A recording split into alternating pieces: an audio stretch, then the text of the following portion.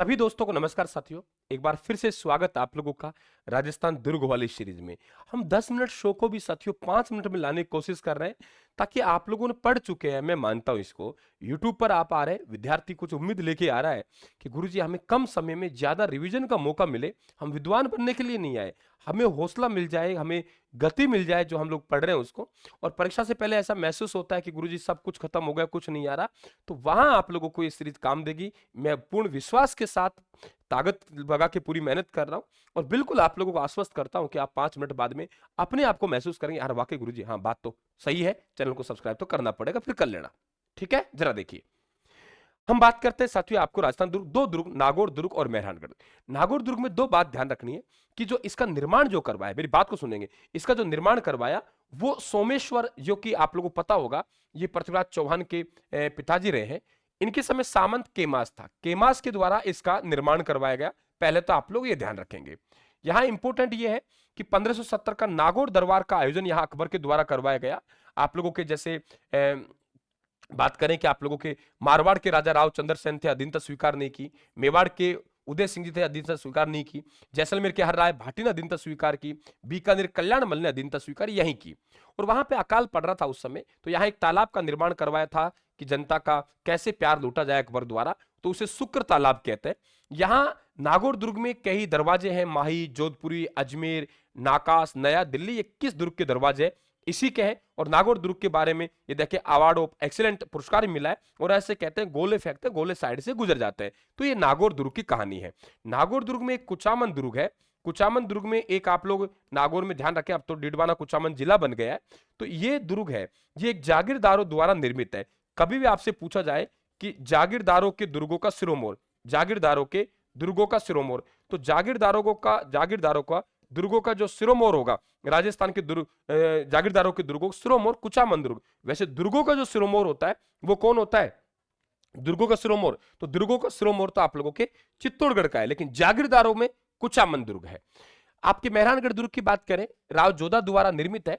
ये आकार में विशाल है, इसलिए मेहरानगढ़ कहते हैं। और इसे चिड़िया ट्रुक पहाड़ी पर बना हुआ है, इसलिए इसे चिड़िया ट्रुक कहते हैं, ध्यान रखें आप लोग। और मयूर जैसी आकृति, इसे मयूर ध्वजगढ़ भी कहते हैं, इसे बाकागढ़ भी कहते हैं, मयूर ध्वजगढ़ भी कहते हैं, चिड़िया टुक भी कहते हैं और कागमुखी भी कहते हैं। आकार विशाल होने के कारण इसे मेहरानगढ़ कहते हैं। देखिए, आपको ध्यान रखें कि जो अक्षय तृतीया है, ये दोनों बात ध्यान रखें। अक्षय तृतीया मतलब आका तीज, कि अक्षय तृतीया यानी आका तीज को जो स्थापना दिवस आता है, वो स्थापना दिवस किसका आता है? बीकानेर का आता है। ये ध्यान रखें आप लोग, अक्षय तृतीया को। और निर्जला एकादशी को जो स्थापना दिवस आता है वो जोधपुर का आता है। राव जोधा के द्वारा 12 मई 1559 को मेहरानगढ़ दुर्ग लिखा गया, जोधपुर दुर्ग की नींव रखी गई, ध्यान रखें आप लोग। और बताते हैं इस दुर्ग की नींव जो रखी गई वो करणी माता, जिन्हें बचपन में जिनका नाम रिद्धिबाई था, उनके द्वारा। और बताते हैं एक रजिया या राजा राम भलाइये, उसे जिंदा इसमें चुनवाया गया था ताकि दुर्ग मजबूत हो। पहले एक अंधविश्वास था कि अगर जीवित व्यक्ति को कहीं चुनवा देंगे तो वो उसकी रखवाली करेगा, मजबूत रहेगा। आपको मालूम होगा कि जैसे ही जसवंत सिंह जी की मृत्यु होती है, और जसवंत सिंह की मृत्यु के बाद में जीवित कोई संतान थी नहीं, और ये अजीत सिंह इनके रानी गर्भ में था, तो औरंगजेब ने क्या किया, 36 लाख रुपए लिए, और 36 लाख रुपए लेकर इंदर सिंह राठौड़ को जोधपुर दे दिया। बाद में अजीत सिंह राजा बनेगा, काफी समय बाद, 28-30 साल बाद गद्दी पर बैठेगा। तो वो अजीत सिंह ने किससे प्राप्त किया? भाई बीच में कौन आया पता नहीं, लेकिन जफर कुली खां से अजीत सिंह ने प्राप्त किया। और जसवंत सिंह की मृत्यु पर औरंगजेब ने जोधपुर किसको दिया? इंदर सिंह राठौड़ को दिया।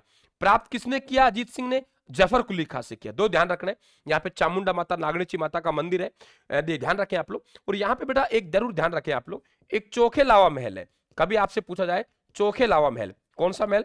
चोखे लावा महल। ये जोधपुर चित्र शैली के लिए प्रसिद्ध है, बहुत अच्छा क्वेश्चन बनेगा।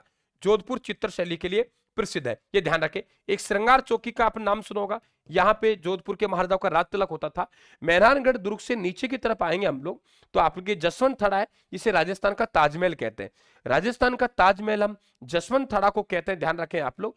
जसवंत सिंह की याद में निर्मित है, उनके पुत्र सरदार सिंह जी द्वारा निर्माण करवाया गया। काठल का ताजमहल काका जी की दरगाह प्रतापगढ़ में, हाड़ौती का ताजमहल आपके अबली मिनी का महल कोटा में। तो कैसा लगा हमारा प्रयास कमेंट बॉक्स में कमेंट करके बताएंगे, और यदि आपके दिल को मैं छू पाया हूं तो क्लास को लाइक करें, शेयर करें और हमारा हौसला बढ़ाएं। राजस्थान जीके की मजबूत तैयारी करना चाहते हैं तो ऐप पे राजस्थान जीके का फाउंडेशन बैच मात्र 299 रुपए में लाइव चल रहा है। राजस्थान के चारों सब्जेक्ट आप लोगों को वहां करवाए जाएंगे। और ध्यान रखें, अगर और भी बेहतरीन तैयारी करना चाहते हैं तो विद स्पाइरल बाइंडिंग के साथ राजस्थान के नोट्स पढ़े, ताकि रजिस्टर नहीं बनाना पड़े। और राजस्थान के ऐप में फ्री स्टडी मटेरियल में हमने अपलोड कर रखे हैं, आप डेमो देखना चाहते हो वहां देख सकते हैं। थैंक यू, सभी को राम राम, धन्यवाद।